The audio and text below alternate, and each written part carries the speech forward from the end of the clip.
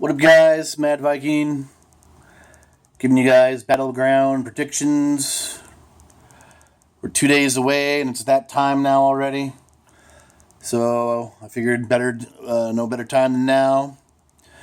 I'm going to work my way top to bottom. And of course, we have the three-way match with the returning Roman Reigns and the retaining champion and Seth Rollins. There's already a lot of controversy behind this match, and there's already a lot of rumors. I've just read today that the WWE is not making two heavyweight championship belts, that they're going to keep one title into the picture.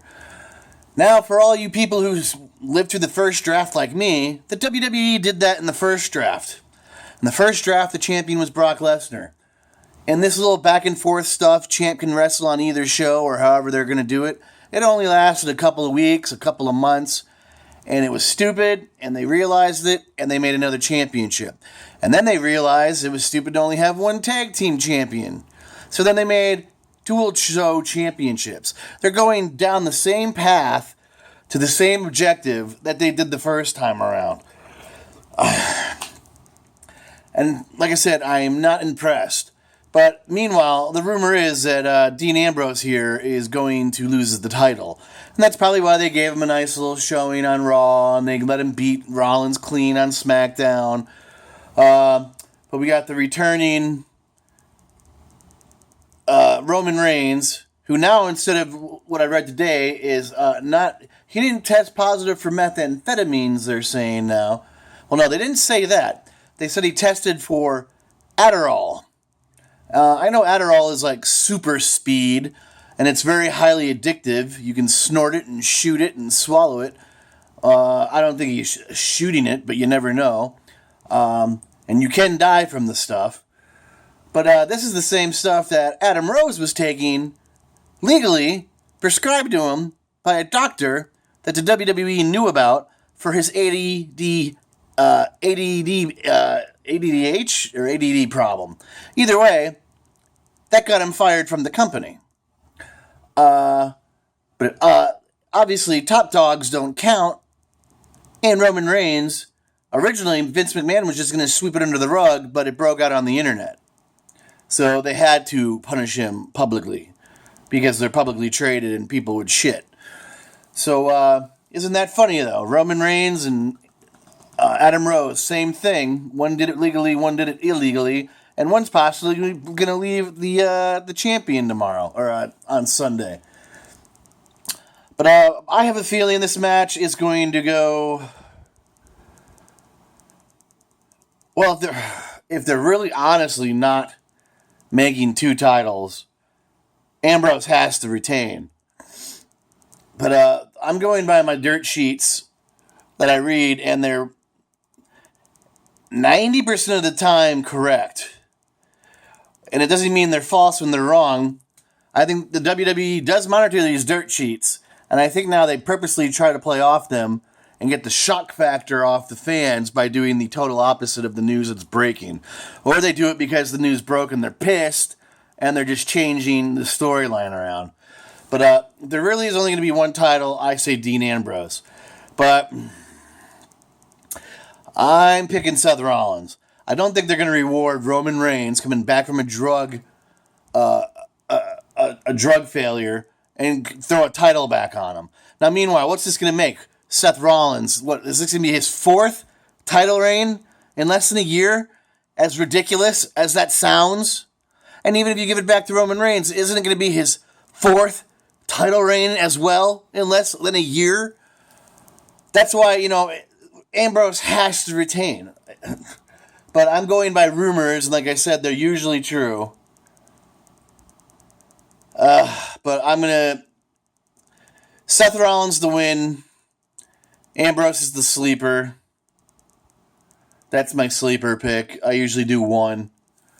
And I'm going to leave it at that. So, Rollins I pick to retain. Next, in a throwaway, pointless match, just to have these guys on the card, because they're all split up, basically. Club is now dead. This is their farewell match, and a big FU to everybody who wanted the Bullet Club in the WWE. Like I said, it's a pointless match. It's probably just going to showcase Super Cena coming out on top and beating everybody's ass. But no, they didn't. They just pin these guys on SmackDown last night. Or the other night. So, this is hard to say.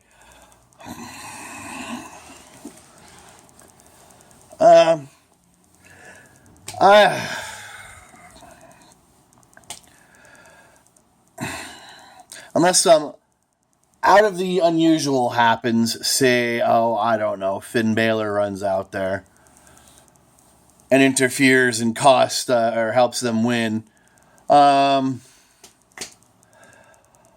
This is probably going to be Super Cena's team defeating the club one last time. And for all you people who are like, the club's dead, it's not dead. Balor's on Raw, so's Gallows and Anderson. Yeah, they're on Raw, but they're not forming the Balor Club, kids. The WWE stopped trademarking the Balor Club about, a month or so ago, 2 months ago. They don't own the rights, so they're not doing the Balor Club. I guess they could still do the club, but it seems a little stupid. I don't know, because really, nobody dethroned Styles as their leader. So what, just because he's on the other show, Baylor's going to come in and just replace him like that? With no feud, no match, no blow-off, nothing? I don't know. But see what I'm getting at? Just sounds stupid. This whole situation is stupid. Splitting these guys up just shows you how weak the roster really is. They only had enough wrestlers for one roster. But you already got my pick. Super Cena's team is going to win because these two guys are fresh and hot, and Cena is going to need a rub. And the future looks like it's all AJ Styles on SmackDown. Alright, these two guys.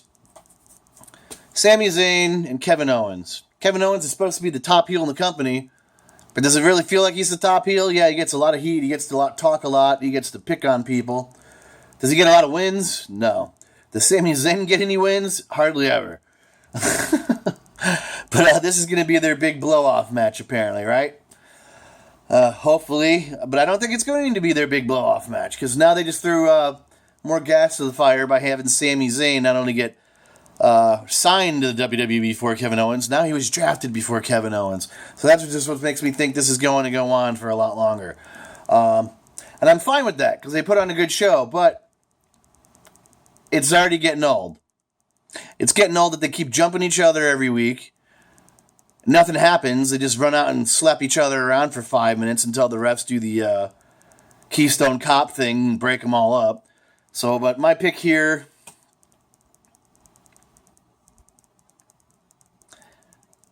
this seems more heart than Kevin Owens. It's just got to be Kevin Owens.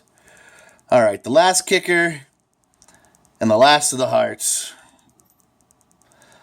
And these two keep jumping each other all the time now, too.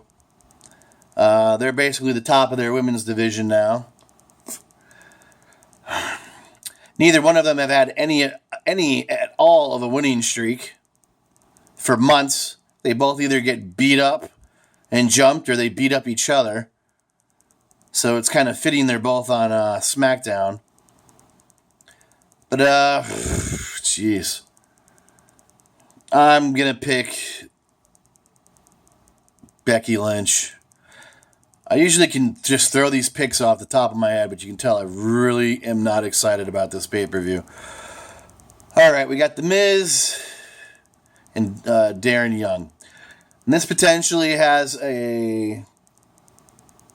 this match potentially could take the IC belt back to Raw, which the WWE holds more prestigiously than the U.S. title.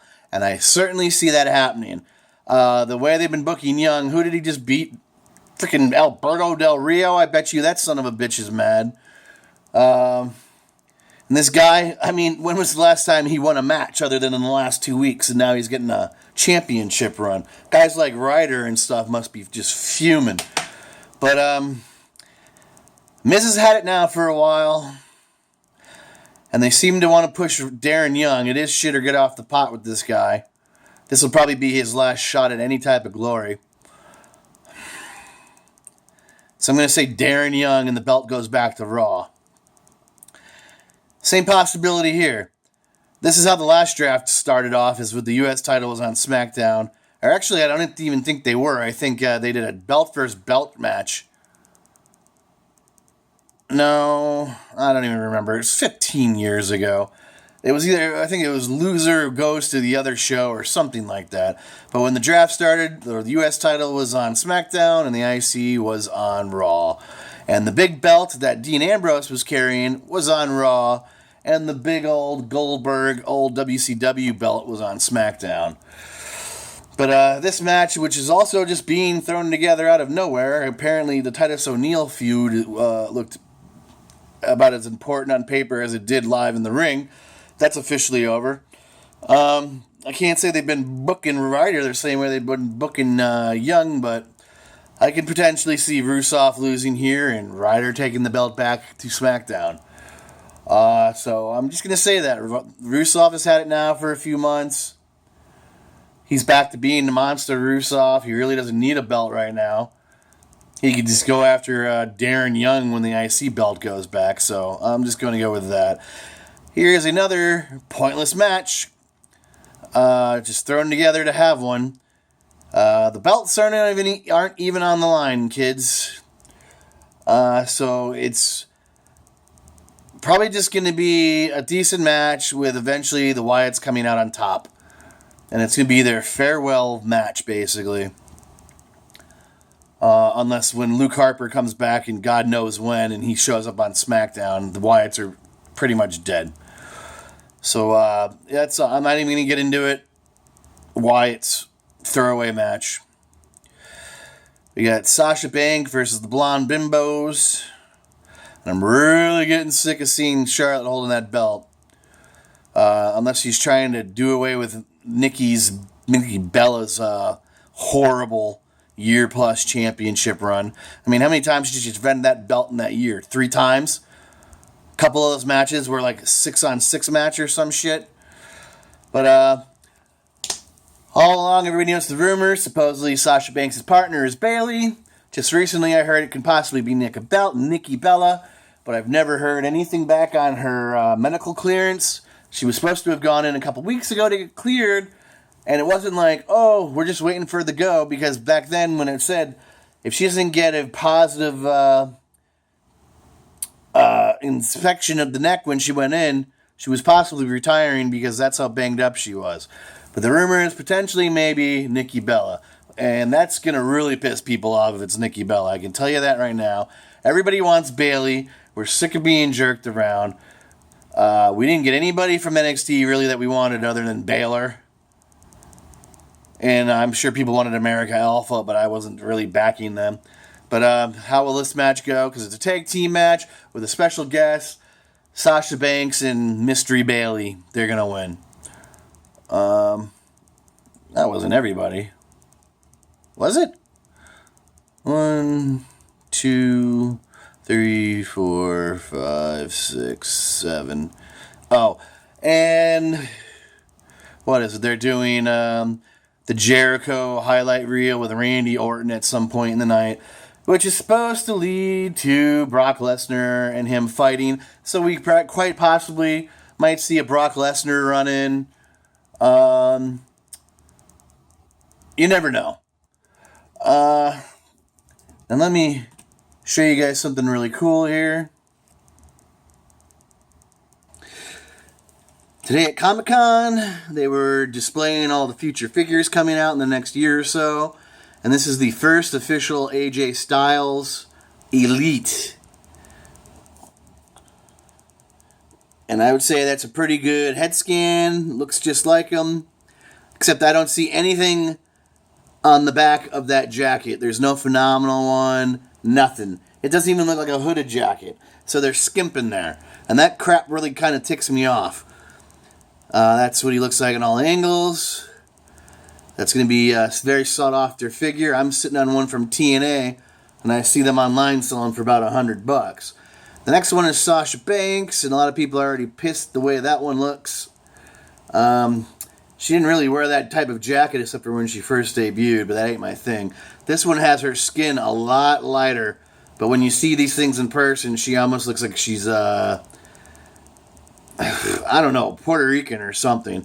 And yeah, she's got Latino blood in her, but when you look at her on TV, Latino and black, her skin tone is just the same color as the white girl, so I don't know why they did that. It kind of takes away from the figure. But I have one on pre-order coming. That might even be something I do on a giveaway.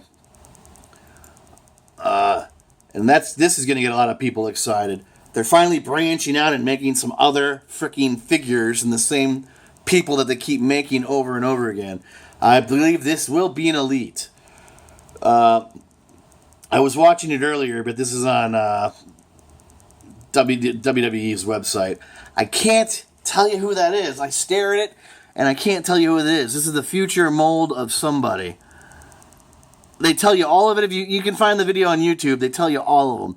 I just can't figure out who the hell that is. It's so basic looking.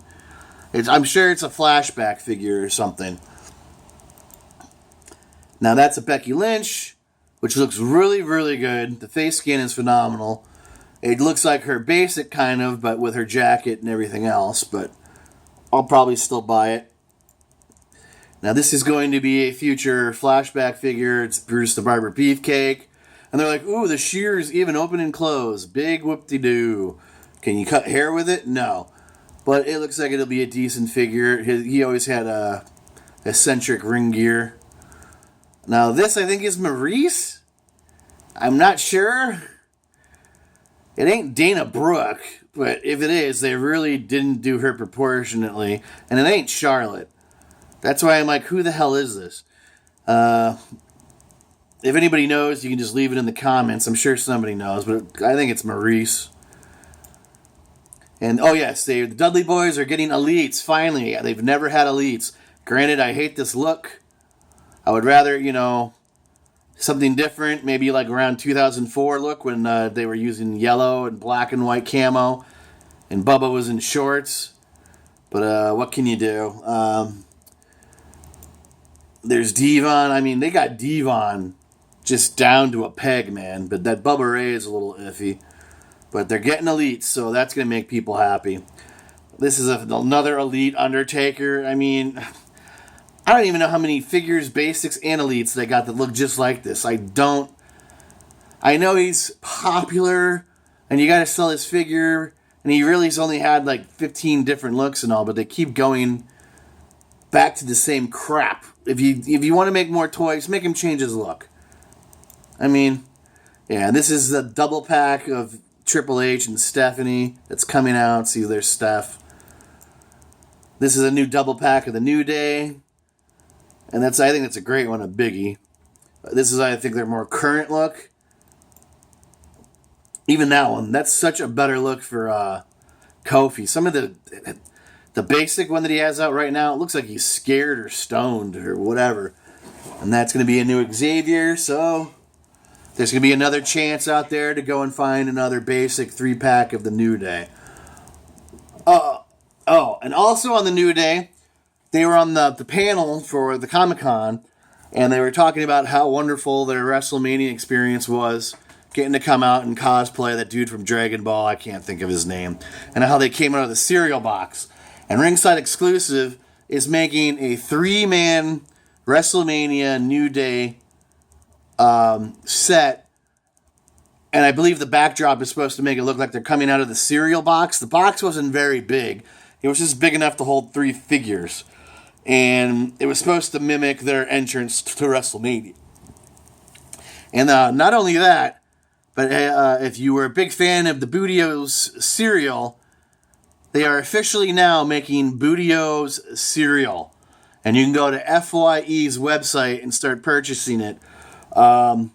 They were doing taste testing at Comic-Con, and everybody seemed to like it. But of course, everybody's going to say they like it. But as it gets more and more popular, we might actually see Bootio's cereal on our shelves in the grocery store. Now, would that not be hilarious?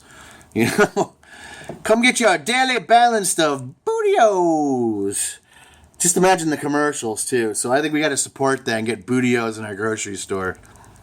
This is a model for a future 2-pack of Miz and Maurice.